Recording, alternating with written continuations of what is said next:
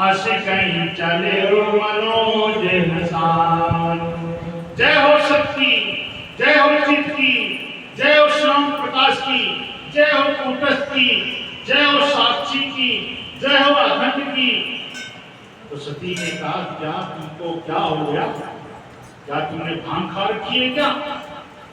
अरे तुम किसको देख करके जय सच्चिदानंद जी कह रहे हो? ये राजा के पुत्र को जो अपनी पत्नी के वियोग में लताओं से, पताओं से, पेड़ों से, हिरणों से, पक्षियों से पूछ रहे हैं, उनको ये नहीं पता, इनसे पूछना चाहिए। अरे मनुष्यों से पूछना चाहिए, ये लताओं पताओं से पूछना चाहिए। ये अपने पत्नी के इतने मोह में फंस गए हैं, इनको ज्ञान नहीं, और तुम उनको कह रहे हो जय सच्चिदानंद जी। तो शंकर भगवान ने कहा तुमको क्या पता, ये विष्णु भगवान के अवतार है, मेरे इष्ट हैं। सती ने कहा रे देखो, मैं संसार में तो तुम ही एक भगवान हो, दूसरा कोई नहीं। अब तुम इनको भगवान कह रहे हो जो पत्नी के वियोग में दुखी हो रहे हैं। तुम आदि पुरुष हो, तुमने कब इनको गति देखी, कब से ये तुम्हारे इष्ट हो गए? शंकर भगवान ने बताया कि मैंने विष्णु भगवान को गद्दी दी थी, सारा कारभार सौंप दिया था कि भाई तुम सारा संसार का कारभार तुम लो, और जब कभी दुख होगा, तुम्हारी बात को कोई नहीं मानेगा, मैं आकर के उसका विरोध करूंगा। मैंने इतनी गद्दी दे दी, तब से ये मेरे इष्ट हुए, गद्दी के मालिक हुए। हालांकि मैं आदि पुरुष हूं और मैंने इनको गद्दी दे दी थी, तब से इनको मैंने गद्दी का मालिक बना। अब उसी समय जब शंकर भगवान ने उनको पूरी बात सती को बताई, सती ने कहा मेरे को विश्वास नहीं, ये भगवान है, नहीं विश्वास है, जैसे तेरे को विश्वास हो वो काम कर ले। तो सती ने कहा मैं तो इनकी परीक्षा लूंगी। भोले बाबा ने कहा मैं ये बड़ के पेड़ के नीचे बैठा हूं, और जैसे भी हो तू तेरा समाधान निकल जाए, वो काम कर गया। अब सती ने सोचा कि मैं किस प्रकार से कौन सा रूप लेकर के जाऊं, पता लगाऊं। तो उनके मन में आया मैं सीता का रूप रखूं। सीता का रूप लेके दी और लेकर के गए जब, तो राम लक्ष्मण जी ढूंढ रहे थे सीता जी। उसी समय घूमते फिरते, अरे पतिदेव कहां तुम खोज रहे हो मेरे को? उसी समय राम जी ने कहा अरे मां पार्वती सती तुम यहां कैसे? अरे हम तो अपने पत्नी के वियोग में ढूंढ रहे हैं, कहीं ऐसे ना हो कि भोले बाबा तुमको ढूंढते हो। अब उनके मन में हक्की बक्की हो गई, अरे ये तो मेरे को पहचान गए, जान गए। अब उनके मन में धक धक होने लगा कि मैंने अपने पति की बात नहीं मानी, उनकी बातों को अवहेलना किया, ठुकरा दिया, अब क्या होगा मेरा? उन्होंने तो समझाया था, नहीं मानी, और परीक्षा लेने के लिए आए और राम जी ने पहचान लिया। उसी समय राम जी ने क्या दिखाया, राम लक्ष्मण सीता का मां ये तो मैं लीला कर रहा हूं, किनके लिए? अज्ञानियों के लिए। ये ज्ञानियों के लिए लीला नहीं है, अज्ञानियों की लीला है कि जिस प्रकार से जीव अपनी पत्नियों के वियोग में दुखी होते हैं, बिलखते हैं, चिल्लाते हैं, रोते हैं, खोजते हैं, मैं उनके दिखाता हूं कि मैं भी तुम्हारे जैसा ही हूं, और मैं विष्णु भगवान हूं। ये सीता कहीं गई नहीं, सीता ही नहीं। तो राम लक्ष्मण सीता को दिखाया, उस समय उनका जो मुख मलिन हो गया, शर्म शर्म हो गया, पानी पानी हो गया, और कुछ ना मुख से बोल करके वापस लौट पड़े। और शंकर भगवान जी बड़ के नीचे बैठे हुए थे, सती आएंगी और आकर के प्रणाम किया। शंकर भगवान ने कहा तुमने ये बताओ कि किस प्रकार से तुमने उनकी परीक्षा ली? कहा प्रभु मैंने परीक्षा कुछ नहीं ली, जैसे तुमने प्रणाम किया वैसे मैंने भी प्रणाम कर दिया। तो भोले बाबा से सती ने झूठ बोल दिया। उसी समय भोले बाबा ने अंतर ध्यान देकर देखा और सारी जितनी भी लीलाएं थी देख ली कि सती क्या बन के गई थी, सीता। और राम जी ने कह दिया, मां तुम यहां कैसे घूम रही हो, तो मेरे तो इष्ट कौन है, राम। और राम ने सती को कह दिया, मां तो आज से मेरी भी मां है। तो उन्होंने सती को घर से निकाला नहीं, मन से त्यागा।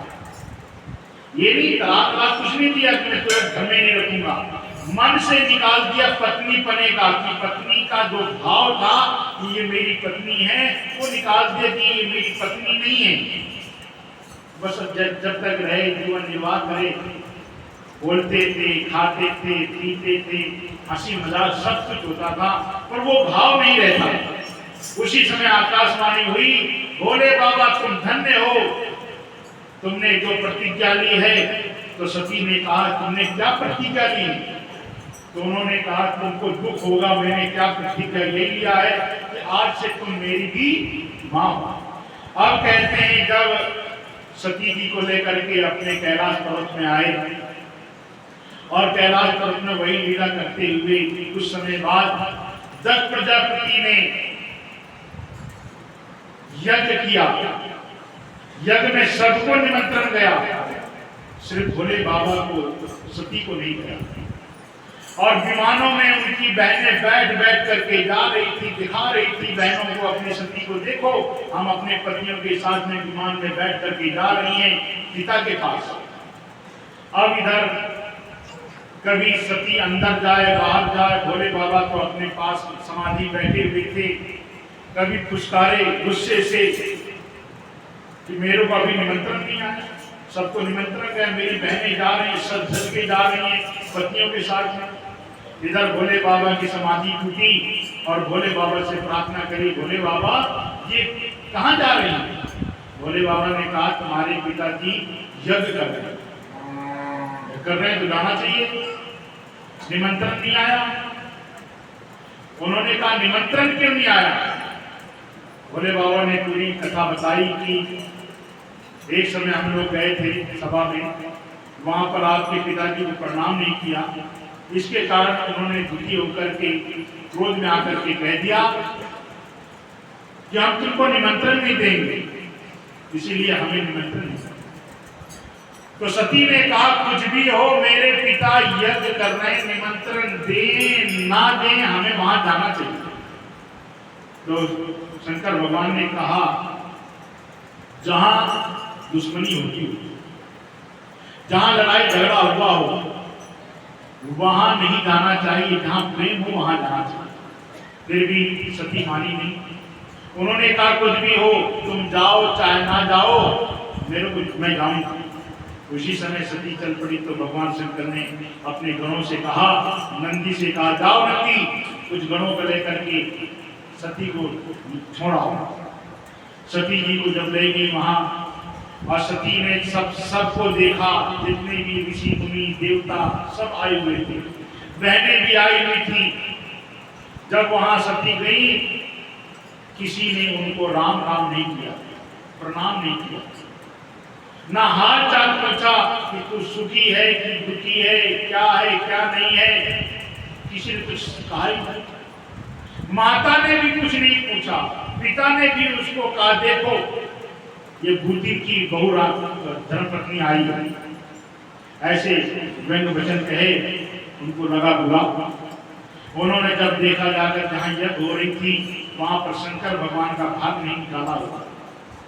उसी समय उन्होंने कहा कि अरे संसार के जो मालिक हैं वो भोले बाबा हैं, अब तुमने इतना बड़ा पाप काम किया है, इसका पाप का फल तो सबको ही भोगना पड़ेगा। जितने भी इस सभा में आए हुए सबको उसका दंड भोगना पड़ेगा। और जब भोले बाबा कहते हैं ये उसकी बेटी है, तो मेरे को तुम्हारा नाम लेके पुकारा जाता है, बड़ी खुश होती हूँ। आज उस शरीर को त्याग दो कि ऐसे शरीर को रहने का कोई फायदा नहीं। उसी समय उन्होंने अपने शरीर को यज्ञ में भस्म कर दिया। यज्ञ में भस्म होने के पश्चात सती की मां ने कहा कि अरे ये तो बहुत गलत काम हो गया, अब इसका फल तो सबको भोगना पड़ेगा। उसी समय नारद जी गए शंकर भगवान के पास और शंकर भगवान से कहा, प्रभु तुम्हारी सती तो जल की भस्म हो गई। उन्होंने कहा संसार में बहुत आते हैं, बहुत जाते हैं, क्या करना है। कहा कि अरे ये जब जो दुष्ट लोग हैं, जब तक तुम इनको दंड नहीं दोगे तो ऐसे काम करते रहेंगे, कुछ न कुछ तो दंड देना ही चाहिए प्रभु। उसी समय शंकर भगवान ने क्रोध में आकर के अपने बालों को पटका और वही ऋषिकेश के पास में वीरभद्र एक मंदिर है, वहां वीरभद्र प्रकट हुए। हजारों भुजाएं थी, भोले बाबा के पास आए और उन्होंने कहा कि क्या आज्ञा है मेरी। भोले बाबा ने कहा जाओ जाके दक्ष प्रजापति का जो यज्ञ है ध्वंस कर दो और आज दक्ष प्रजापति का गला काट दो, जाओ सत्यानाश कर दो उसका। उसी समय क्या कहते हैं भोले बाबा ने आज्ञा दी वीरभद्र को, वीरभद्र चल पड़ा। यहाँ पर सबने देखा अरे काली काली आंधी आ रही है, ये क्या हो रहा है। कोई गाय तो जा नहीं रही, कोई पशु लेके जा नहीं रहा, कोई आंधी आ नहीं रही, ये क्या हो रहा है। ऋषि मुनि भृगु ने कहा कि ये तुम्हारे सब पाप हैं, अब कोई नहीं बचेगा।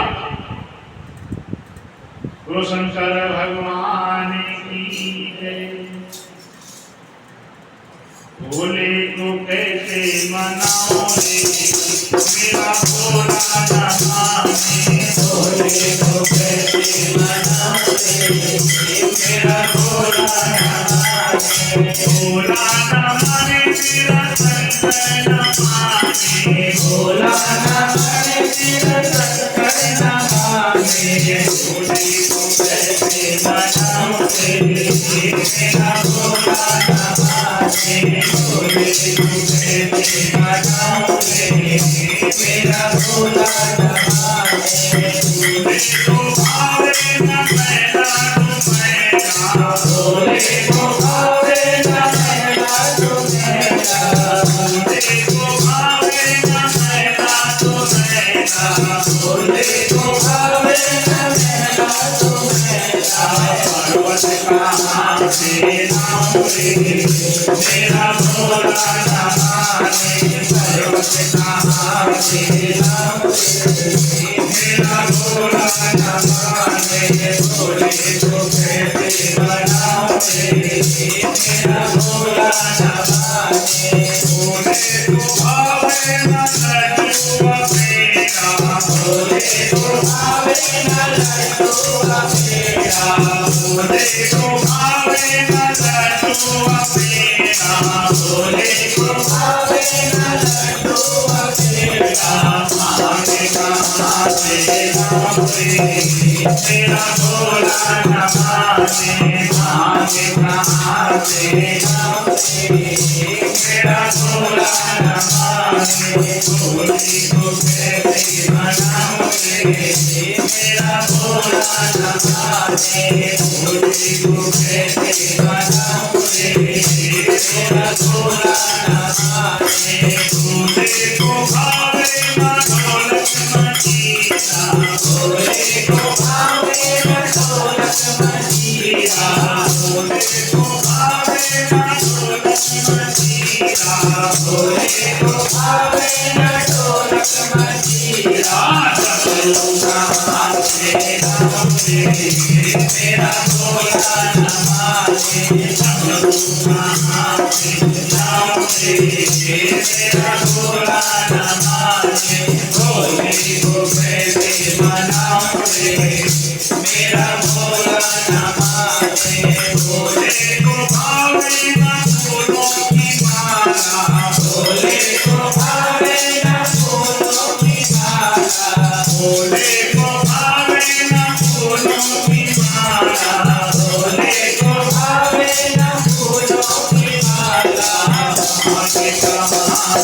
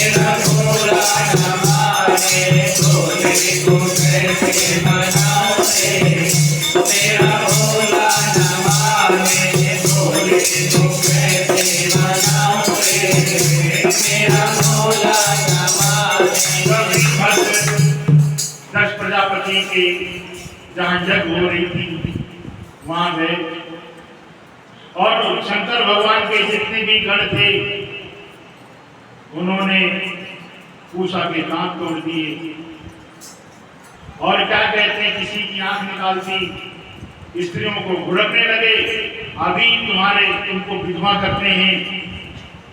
और कोई तो यज्ञ जहां जल रही थी वहां लाखों से मिट्टी डालने लगे पैरों से। और क्या कहते हैं दक्ष प्रजापति को पकड़ा और पकड़ करके उन्होंने वीरभद्र ने उनके गर्दन मरोड़ और प्राण पकड़े उमड़ और सबको मार मार के भगा दिया। कहते हैं कि विष्णु भगवान उस यज्ञ में नहीं गए, ब्रह्मा जी, क्योंकि उनको पता था जहां भोले बाबा का भाग नहीं दिया जाएगा तो कुछ ना कुछ होगा। बाकी सब गए थे तो सभी मारे गए थे, सभी पीटी गए थे। अब इधर क्या कहते हैं कि विष्णु भगवान ब्रह्मा जी देवता लोग ऋषि मुनि भोले बाबा के पास गए और प्रार्थना की, भोले को कैसे मनाओ रे मेरा भोला न मान। भोले बाबा प्रसन्न हो गए, मांग लो वरदान कि ये जो यज्ञ आपने ध्वंस किया है ये यज्ञ पूरा करो, अधूरा मत करो। और जो दक्ष प्रजापति है उसका सिर लगा दो। तब भाई दो सिर उतार दिया, तोड़ दिया, मरोड़ दिया, वो सिर तो नहीं लगेगा। कब बकरे का सिर लगा दिया जाए, बकरे का सिर लगा दिया गया, दूसरा में दूसरे दांत दूसरे के मुख से खाएगा। इस प्रकार से उन्होंने यज्ञ को पूरा किया। यज्ञ पूरा होने के पश्चात अब कहते हैं यहाँ पर विदुर जी ने पूछा मैत्री से, कहा कि आपने देवहूति की कथा बता दी, आकुति की भी बता दी, प्रसूति की भी बता दी। अब जो दो भाई थे उत्तानपाद और प्रियव्रत, अब इनके बारे में बताओ। तो कहते हैं उत्तानपाद की दो पत्नियां थी, एक सुनीति एक सुरुचि। एक जो अच्छी शिक्षा देती थी कि पतिदेव ऐसा काम करना ये गलत है, और एक ऐसी थी मार्केट ले जाती थी, विषय भोगों में ले जाती थी, सजने धजने में रहती थी। जो उत्तानपाद था, जो सुनीति थी, उसकी बात को नहीं मानता था, उसको उसने जंगल में एक कुटिया में जाकर खोपड़ी में रख दिया और सुनीति को अपने पास में रखा। एक समय क्या कहते हैं कि इधर सुनीति के ध्रुव पैदा हुआ और इधर सुरुचि के उत्तम हुआ। और क्या कहते हैं, एक बार पिता अपने उत्तम को उत्तानपाद खिला रहे थे। उसी समय ध्रुव गया और अपने पिता की गोद में जैसे ही बैठना चाहा, उसी समय सुरुचि आई। सुरुचि ने उसको हाथ पकड़ कर फेंक दिया। तेरा अधिकार नहीं है, अगर तू मेरी कोख से जन्म होता तो तेरा अधिकार था। उसी समय उसको धक्का मार करके फेंक दिया और कहा, जा अपनी माँ के घर और ऐसी तपस्या कर जो इस लायक तो बन जा।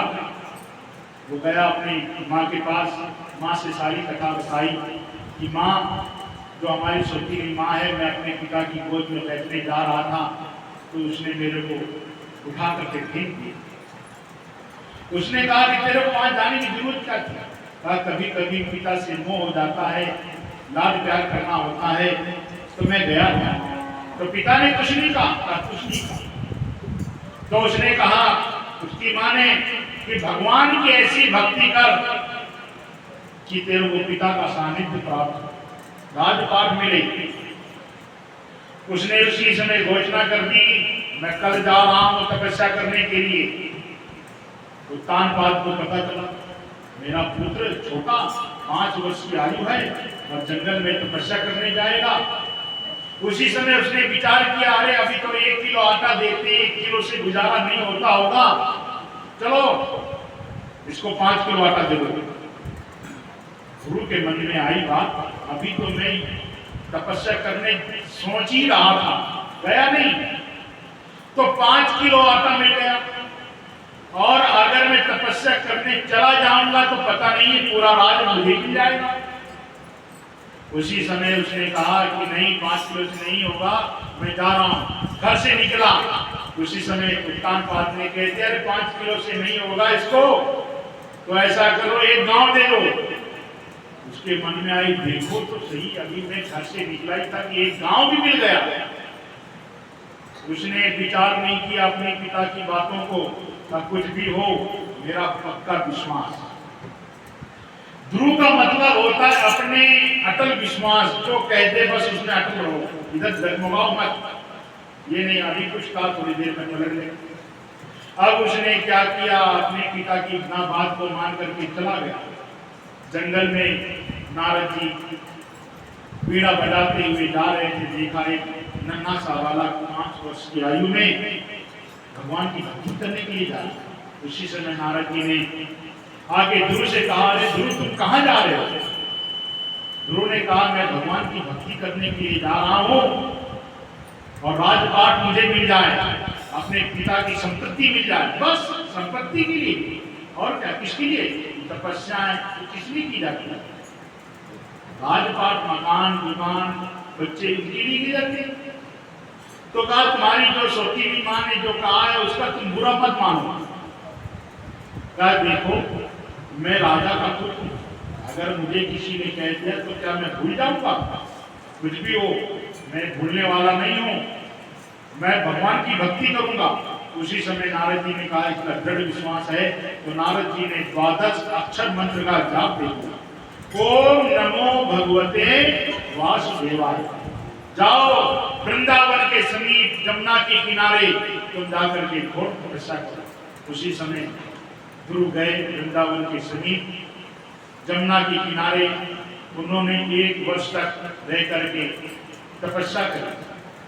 5 वर्ष तक उन्होंने हवा पी करके रहा, पत्ते खा करके रहे। ऐसे उन्होंने तपस्या करी कि सब हवाएं रुक गई। देवता त्राही माम रक्षा करो विष्णु भगवान के पास पहुंचे। विष्णु भगवान ने कहा, तुम चिंता मत करो, मैं जाता हूं। देवता लोग कोई सिंह बन के आते थे, कोई सर्प बन के आते थे, डराते थे, फिर भी जो ध्रुव था वो भगवान की भक्ति में इतने तल्लीन था कि उसको किसी सुनाई देता ही नहीं। उसी समय विष्णु भगवान आए और विष्णु भगवान ने जब उनका मुख नहीं खुल रहा था तो शंख बजाया। उनको शंख मुख में लगाया। शंख मुख में लगाते ही उनकी आवाज आई और आवाज आते ही कहा कि मांग लो वरदान। ध्रुव ने कहा भगवान मुझे और कुछ नहीं चाहिए, मुझे राजपाट संपत्ति मिली। भगवान ने कहा तथास्तु। थोड़ी देर के बाद में विचार किया, अरे मैंने क्या मांगा, संसार की अन्य चीज मिली जो कभी स्थिर रहती नहीं, वो मैंने मांग लिया। अरे भगवान को मांग लेता, पर क्या करें, माया ऐसी होती है कि संसार को फेंकती है लोग, और हम जीव संसारी जीव उसमें माया में लिपट जाते हैं। जो परम पिता, जो सत्य चित आनंद है, हम उसको छोड़ करके जो दुख होता है उसको अपनाते हैं, जो अनित होता है उसको अपनाते हैं। अब इस प्रकार से जब ध्रुव भगवान ने वरदान दे दिया, वरदान दे करके उसको कह दिया जा तुझे दूर लोग दे देंगे। अब इधर नारद जी ने उसको उत्तानपाद को बताया कि तेरे पुत्र ने तपस्या करी, तपस्या में सफलता प्राप्त करी और विष्णु भगवान ने वरदान दे दिया। बहुत खुश हो, अरे मेरा पुत्र। उसने गज में बैठ करके सैनिकों को साथ में लेकर के फूल लेकर के स्वागत करने के लिए चल पड़े। रास्ते में ध्रुव मिला। ध्रुव के मन में बात आई कि देखो तो सही, वही बालक मैं हूं जो मेरे पिताजी ने अपनी गोद से कुछ नहीं कहा था मेरी छोटी माँ को, आज वही पुत्र मेरा स्वागत करने के लिए आया। तो जब घर में गए, पिताजी ने उसको बड़ा था, उसको कहा पुत्र राष्ट्र तिलक कर दिया, आज से तू ही मालिक है। अब इधर क्या कहते हैं, पिता ने उसको गद्दी दे के चले गए अपने तपस्या करने। अब इधर कहते हैं कि उत्तम जो था यक्षों ने मार दिया था, यक्षों ने मार दिया। तो इस यक्ष का बदला लेने के लिए ध्रुव ने उनको चढ़ाई कर दी। चढ़ाई के पश्चात उनको इतना मारा यक्षों को, तो ब्रह्मा जी आए, मनु आए। मनु ने कहा पुत्र ये तुमने क्या कर दिया, तुमने जीवों की हत्या करी, तुम्हारा ये काम नहीं है जीवों की हत्या करना, तुमने बहुत गलत काम किया है। चलो यक्ष के जो राजा हैं कुबेर, उनसे माफी मांगी। कुबेर जी से माफी मांगा और कुबेर जी ने वरदान दिया, जाओ तुमको संपत्ति की किसी प्रकार की कमी नहीं है। अब इधर क्या कहते हैं कि अंत समय आ गया और गुरु ने अपनी कहा कि अब मुझे जाना है। तो मृत्यु आए, मृत्यु के सिर में पैर रख करके ध्रुव लोग चले गए। आगे अब उनकी माँ जा रही थी, पीछे पीछे पुत्र गए, ध्रुव लोग चले गए। यहाँ तक उत्तानपाद की कथा आए बताते हैं। गुरु का चरित्र में राजा बैन का जन्म होता है वंशज में। कहते हैं कि राजा बैन कौन था? राजा बैन अंग का पुत्र था। अंग ने यज्ञ किया था कि मेरी कोई संतान नहीं है। यज्ञ में देवता लोग खीर लेके आए और उसको दिया, और मृत्यु की जो पुत्री थी उसने ग्रहण किया। उनके राजा बैन का, बैन ऐसा था दुराचारी, हत्यारा था। तो अंग ने सोचा कि अरे ये मेरा पुत्र क्या है, ये तो मेरे को नीचे दिखाने वाला। उसी समय रातों रात अंग चला गया जंगल भक्ति करने के लिए, और इधर सब जितने भी ब्राह्मण थे, ऋषि मुनि थे, उन्होंने राजा बैन को गद्दी बैठा दिया। राजा बैन के गद्दी में बैठते ही जितने चोर चार थे, डाकू थे, सब छुप गए। तो राजा बड़ा दुष्ट था, पर इसने कह रखा था कि मेरे राज में कोई भी भगवान की भक्ति नहीं करेगा, मेरे राज में कोई पूजा पाठ नहीं करेगा, मेरे राज में कोई यज्ञ नहीं करेगा, मेरे राज में कोई कथा नहीं करेगा, और जो कथा करेगा मैं उसको दंड दूंगा। इस प्रकार से जब उसने घोषणा कर दी, 7 ऋषि आए। ऋषियों ने जाकर समझाया, राजन जिस राज में धर्म कर्म नहीं होता रहता वो राज समाप्त हो जाता है। भगवान की आराधना करना चाहिए, परम पिता की आराधना करना चाहिए। संसार के परम पिता परमात्मा ही से धन बढ़ता है, मकान होता है, दुकान होती है, पुत्र होते हैं। धर्म रक्षति रक्षता, जो धर्म की रक्षा करता है उसका राजपाट चलता है, दुकान चलती है। राजा बैन ने कहा है कोई भगवान नहीं, नहीं भगवान तुम मुझको मानो। इस प्रकार से जब कहा तो ऋषियों ने क्या किया, श्राप देकर के उसको समाप्त कर दिया। तो जब समाप्त कर दिया, जितने भी उसके शरीर को तेल में रखा गया और उसके शरीर का मंथन किए गए, तो मंथन करके कहते हैं कि एक बौना कुरु पैदा हुआ और निषाद, वो निषाद उससे कहा तो निषाद बैठ जा, तो निषाद कहलाए। वो कौन था? वो राजा बैन का पाप था। पाप भाग जो था बौना, उससे कहा कि जा तू जंगल चला जा, तो वही जाकर के निषाद कहलाया। और इधर फिर मंथन किया गया तो राजा पृथु और अर्ची पैदा हुए।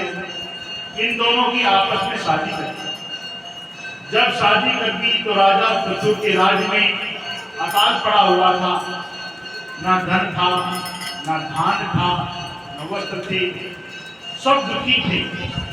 सबने आकर के राजा बैन की जैसी प्रशंसा करना शुरू किया और राजा पृथु ने कहा कि तुम मेरी जो प्रशंसा कर रहे हो ये गलत कर रहे हो, मैंने तो कुछ काम किया ही नहीं। मैं जो कुछ काम करूं उसकी तुम प्रशंसा करो तब तो ठीक है। तो मेरे राज्य में क्या है, सब दुखी हैं, गरीब हैं, धन नहीं है, धान नहीं है, तो सबसे पहले क्या करूं, धन पैदा करो। उन्होंने विचार किया धन कहां से आता है, धान कहां से आता है, गेहूं अनाज कहां से आते हैं, ये पृथ्वी से आता है। पृथ्वी को देखा सूखी पड़ी हुई थी, आकार पड़ी हुई थी। उसी समय बाण लेकर के पृथ्वी को मारने के लिए गए तो पृथ्वी गौ का रूप लेके भगी। उसके पीछे राजा पृथु गए भागते हुए, उसी ठग करके हार करके पृथ्वी ने कहा राजन तुम एक अबला स्त्री के पीछे बाण लेकर के आ रहे हो, तुमको शर्म नहीं आती? उन्होंने कहा कि जो स्त्री पुत्र नहीं दे रही, ये जो गौ दूध नहीं दे रही, जो पृथ्वी धन इत्यादि नहीं दे रही, इस पृथ्वी का क्या करना, इसको मारना उचित है।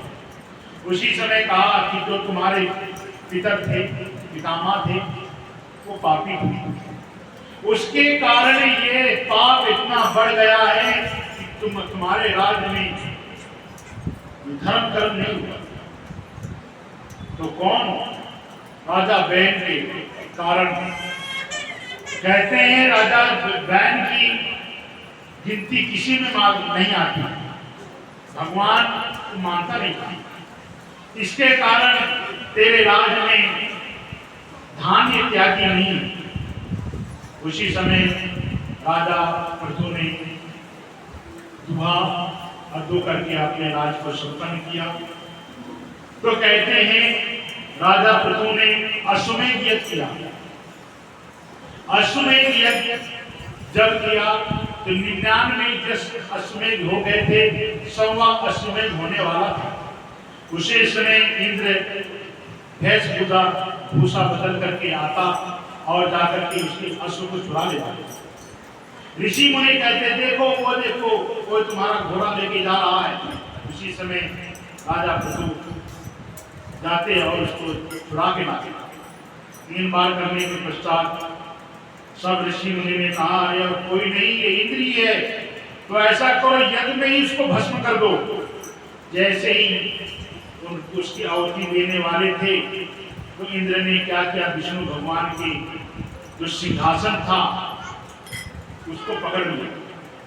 और जैसे ही आहुति देने वाले थे तो भगवान विष्णु का भी सिंहासन उस आहुति में जाने वाला था। तो कहा ये क्या कर रहा है तू इंद्र?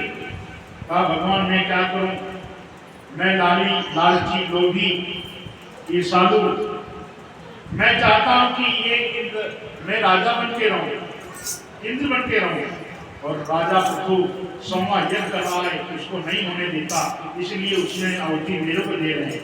उसी समय विष्णु भगवान ने राजा पृथु से कहा, हे राजा तुमको क्या चाहिए, स्वर्ग चाहिए? नहीं, मुझे स्वर्ग नहीं चाहिए। तो किस लिए कर रहे हो तुम? तुम्हारी प्राप्ति के लिए। कहा कि यज्ञ से मुझे प्राप्ति नहीं होती। उसी समय विष्णु भगवान ने उनको ज्ञान दिया। ज्ञान के पश्चात सनत सनंदन सनत कुमार आए, उनकी सभा में रहेंगे, ज्ञान का उपदेश दिया और उन्होंने सदगुरुदेव जी की वाणी अति प्यारी लगेगी, तुझे प्यारी लगेगी, सदगुरुदेव जी की जय हो। गुरुदेव जी की वाणी अति प्यारी लगेगी, तुझे प्यारी लगेगी, सदगुरुदेव जी की ज्ञान भक्ति भरी वाणी अति प्यारी लगेगी, मनोहारी लगेगी, सदगुरुदेव जी की जय हो। गुरुदेव जी की वाणी अति प्यारी लगेगी, तुझे प्यारी लगेगी, सदगुरुदेव जी की। राजा पृथु ने सनत कुमार से कहा, सदगुरुदेव जी की वाणी अति प्यारी लगती, सुखकारी लगती, सदगुरुदेव जी की ज्ञान भक्ति भरी वाणी हितकारी लगती, मनोहारी लगती। देही देखा भेद बताकर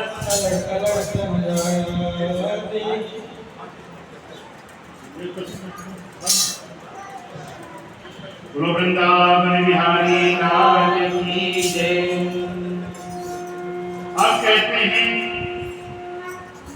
कि ध्रुव के वंश में राजा पृथु का चरित्र बताया। उसके बाद में प्रियव्रत, उत्तानपाद की कथा होने के पश्चात उनके भाई प्रियव्रत की कथा बताते हैं। प्रियव्रत ने कहा कि मैं शादी करूंगा ही नहीं। वो जंगल में जाकर के भगवान की भक्ति करते हुए ज्ञान उपदेश दे रहे थे नारद जी से गुफा में। उसी समय ब्रह्मा जी ने कहा कि अरे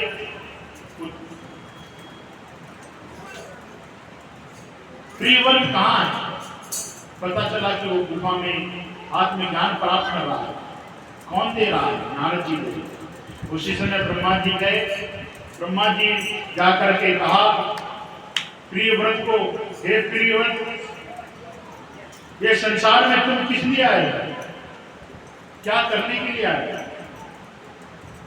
तुम घर में ही रह करके आपकी चिंतन कर सकते हो, भगवान की भक्ति कर सकते हो। कोई जरूरी नहीं है कि जंगल में रह करके भगवान की भक्ति होती है, घर में ही रह सकती होती है। घर गृहस्थी में रह करके भी भगवान की प्राप्ति किया जा सकता है। इस प्रकार से जब ब्रह्मा जी ने उनको उपदेश दिया, वो आए और आकर के उनकी शादी हुई। उनके पुत्र हुए अग्नित के पुत्र। अग्नित के पुत्र नाभि से ऋषभ देव जी का जन्म हुआ। ऋषभ देव जी बड़े ही ज्ञानी थे, ब्रह्मवेत्ता थे और उनके 100 पुत्र थे। 100 पुत्रों में 81 तो कर्मकांडी थे और 9 सिद्धेश्वर थे। एक राजा चक्रवर्ती था, 9 देश के राजा थे। इस प्रकार से उनके 100 पुत्र थे। उन्होंने अपने प्रजा को ज्ञान देने के लिए सब प्रजाओं को बुलाया और सब प्रजाओं को ज्ञान देते हुए कहा, देही देखा भेद बताकर अलग अलग समझाया। देही देखा भेद बताकर अलग अलग समझाया। देही अजर अमर करे नाथ मानिए खाया। देही अजर अमर करे नाथ मानिए खाया। कर अजर अमर अभिनाशी कर दी को सहारे सद्गुरुदेव जी की जय हो। सद्गुरुदेव जी की वाणी अति प्यारी लगेगी, तुझे प्यारी लगेगी, सद्गुरुदेव जी की। मैं अपने को देह मान कर समझा पुरुष या नारी, मैं अपने को देह मानकर समझा पुरुष या नारी। सद्गुरुदेव की वाणी सुनकर ये जी गई बीमारी, सद्गुरुदेव की वाणी सुनकर ये जी गई बीमारी। मैं अविनाशी के चलेगा मेरी बुद्धि कहेगी, उस ध्यान रहेगी सद्गुरुदेव जी की जय हो। सद्गुरुदेव जी की वाणी अति प्यारी लगेगी, रूपे प्यारी लगेगी सद्गुरुदेव जी की जय। चेतन साथी हूँ मैं नजर अमर विनाशी, चेतन साथी हूँ मैं नजर अमर विनाशी। मरण में होए हमारा अमर लोक के वासी, मरण में होए हमारे अमर लोक के वासी। सद्गुरु वाणी सुनी करे तुझी ज्ञान बात कहेगी, वाह वाह करेगी सद्गुरुदेव जी की जय हो। सद्गुरुदेव जी की वाणी अति प्यारी लगेगी, रूपे प्यारी लगेगी सद्गुरुदेव जी की। सद्गुरु जी का दर्शन करके जीवन सफल बनाया, सद्गुरु जी का जीवन करके जीवन सफल बनाया। सर्वों पहचान लिया अपने में आप समाया, सर्वों पहचान लिया अपने में आप समाया।